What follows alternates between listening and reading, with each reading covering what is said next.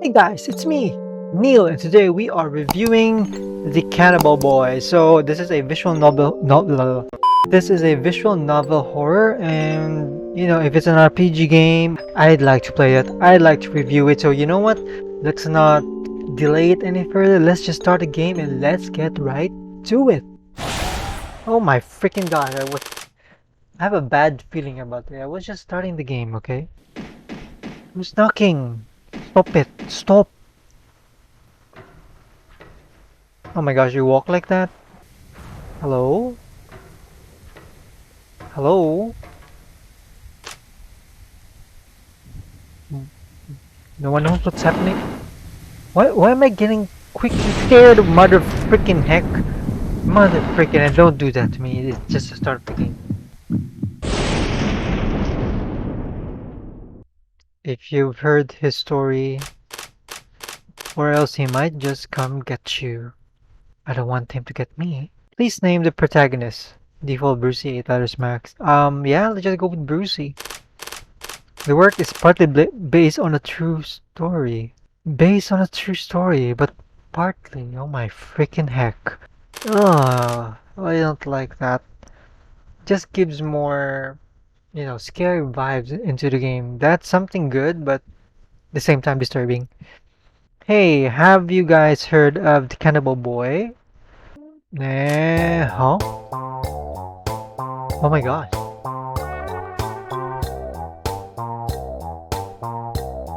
The music is nice. Huh? Of course, it's the urban legend everyone's been talking about. Jade, James, don't you two remember why we're in Jade's room with this heavy textbook on counseling psychology? Huh? I really don't. Why was it again? Because we need to study, we have finals tomorrow, remember? You know how strict the professor can be. Do you want to fail the course? Jade, I was only studying abroad for a year. Since when Brucey becomes such a downer? Did he get dumped or something? How should I know? Oh, come on, Brucey, tell us what's wrong. We promise we'll make fun of you together. So anyway, have you heard of the Cannibal Boy or not? I have, but so what? Oh, here we go. Oh, here we go, the creepy music. You know the recent multiple homicides in the area? According to a friend of a friend, all the victims saw a certain boy. Then, a few days later, they were found dead in their rooms, their bodies and limbs gone, with only the heads left behind with a horrifying grimace. Even creepier, they all had human bite marks on their necks. Do you know what that means? Their heads were ripped off by the Cannibal Boy with his teeth.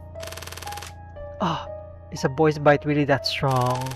Hey Brucey, what's wrong with you? You never question the logic of an urban legend, otherwise it's no fun. Oh, okay, sorry. But yeah, I've heard about it, so... Well, do you know about his past? What caused him to become a bloodthirsty man-eater? Beats me. What? Are you going to do a case conceptualization or draw his genogram or something? Why not? We get to hear an interesting urban legend and get a refresher on counseling psychology. Let James finish the story. Part 1. The Cannibal Boy. The Cannibal Boy was originally just an ordinary kid who lived happily with his dad, mom, and big sister. But one day his mom cheated on his dad and left the family, leaving the dad to become an alcoholic, and everything changed. Whenever the dad was drunk, he did stuff to the big sister. The big sister resisted desperately at first until the dad said, "If you won't play with me, I'll play with your little brother. You're his big sister, right? You decide what you want." So the sister just stopped resisting and let the dad keep abusing her? She wanted to be a martyr at such a young age, huh? How very admirable. Well, that's what kids are like. Kids don't know who's responsible for the things that happen. That's why some end up believing that their mother left because they were a bad kid. The big sister was exactly that type, so Even though the dad's abuse got worse and worse, and all her little brother did was cry, she shouldered it all. How can a kid deal with such abuse? Why wouldn't she want to run away? You don't understand. When parents don't act like parents, kids, especially ones with younger siblings, will grow up and take on a role of parents. The big sister became a mother for her brother and her dad. Besides, the way the dad abused the big sister, it's hard to say who the parent was. Yeah, like you've seen it? After every assault, the dad would lie on top of the sister, crying his eyes out. Mama, don't leave me. I hate you, Mama. I wish you go to hell. Whoa! Those kinds of villains are the worst. I bet there was something up with the dad's mama, the cannibal boy's grandmother, right? If you keep speculating like that, the story will never end. That's why forces of pure evil in anime and comics are proper villains. You don't have to consider the background stories or anything, you can just blame them. You know what, that makes sense. Like Jade says, if the dad was a proper villain, the big sister would have no problem blaming him, but sadly, he wasn't. And in addition to putting up with her dad's abuse, she had to comfort her little brother, who wasn't good for anything other than saying, "I'm sorry, don't worry, I'm fine." Fine, the sister swallowed back tears, but the whole family. Tears boiled in her little body. How could she be fine? To make matters worse, even though the sister protected her little brother from physical abuse, he couldn't escape the mental abuse. I'm getting this creepy vibe. Unfortunately for him, the little brother looked a lot like his mom. That's right, the mom who left with some other man. He looked like his mom? Oof. You want to get bullied for being a sissy? The dad prepared a lot of meat every meal and forced the brother to swallow it down. He wanted the brother to grow big and strong and not look so much like his mom. Even when the brother became scared of the sight of meat and threw up whenever he ate it, the dad was relentless, shoving big chunks of meat into his mouth every day. Eek. The more the dad abused him, the more he cowered. The more he cowered, the more the dad abused him. And like the curse, dad's fears came true. The little brother really did get bullied for being a sissy, and his teachers turned a blind eye. His life became a living hell. That's when he started having hallucinations. He saw apparitions that no one else could see, and heard voices that no one else could hear. Finally, he came to the conclusion that evil spirits were to blame for everything. If they were really human, they wouldn't be so mean to me. Dad, my teachers, my classmate, they must all be possessed. Okay, that was creepy. Geez, couldn't he have asked for help? Who could say they have? The useless teachers? If you tell any of your teachers, I'll kill myself and your sister. You don't want to see your dad and a big sister die, do you? I know you're a good boy. As you can tell, the dad's quite the character. Jeez. He's such a drama queen. I haven't even got to the dramatic part yet. Don't blow your load so early, man. One day, the little brother came home, heavy-footed as usual, and opened the door. From inside the house came the familiar smell of alcohol mixed with blood. Here we go again. A broken bottle, a bloody knife, the dad's face stabbed to a pulp, the sister with her wrist slashed open. The little brother didn't have to read the suicide note on her desk to realize what had happened. Heh. So it was too much for the big sister after all. Or maybe I should say I'm impressed that she lasted so long. When he picked up the bloody suicide note on the table though, what he saw was... It's your fault. It's your fault. It's your fault. It's your fault. It's your fault. Ugh, this is getting so disturbing and at the same time creepy, guys. Hey. And in that instant, something snapped inside of the little brother. My sister would never write that. She'd never write anything to hurt me. It must have been, that's right, an evil spirit. The little brother's brain rewrote that happened in order to protect himself. The voices he heard and the illusions he saw served to protect the little world he shared with his sister. The evil spirit in Dad wanted to possess my sister, but she didn't want to hurt me and wanted to free Dad. So, she killed him and herself.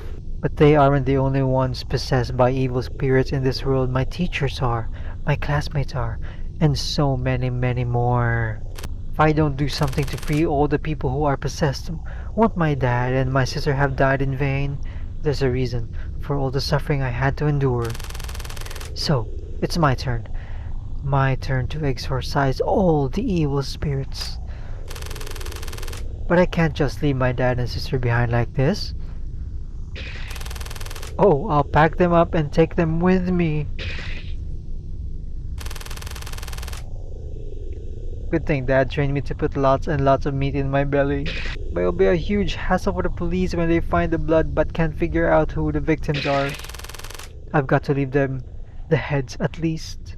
Ah, ah, ah. Oh, please. You're not even disturbing.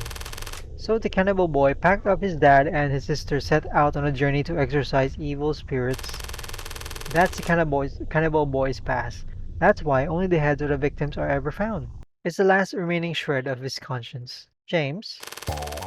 Oh, here we go with the music again. Why is your version of the story so different from the one I heard?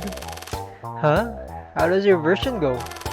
Well, when the cannibal boy was a little kid, his dad always locked him out on the balcony. He would knock on the window every night, begging his dad to let him in.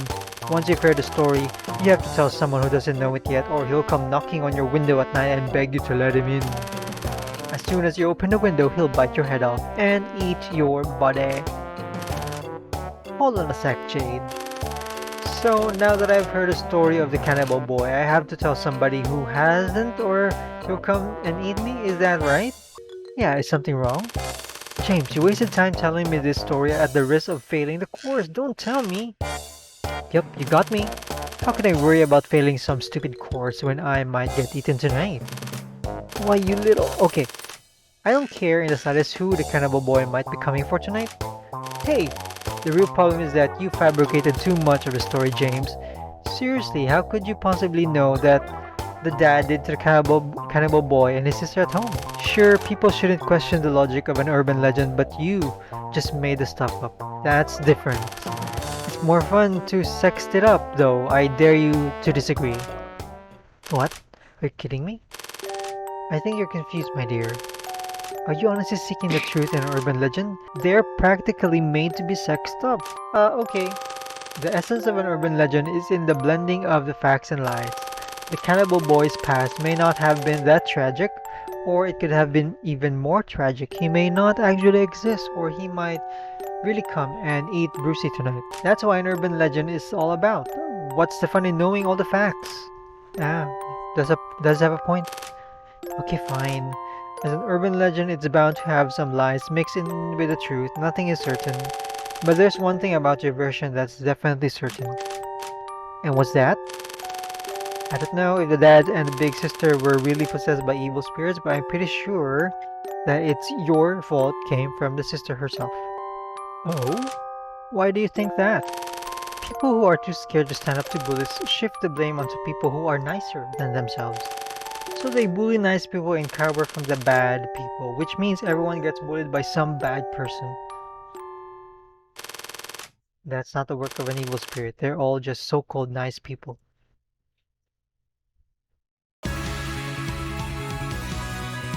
Part 2. Doppelganger. Okay, we've just jumped from Part 1 and Part 2. So far, nothing is happening. Okay, I'm gonna end the video here, and I've shown you Part 1 of this game, and so far, you know what I find about this game? It's quite disturbing. You know what disturbs me the most is just how they tell the story, and I never got freaked out by a visual novel before.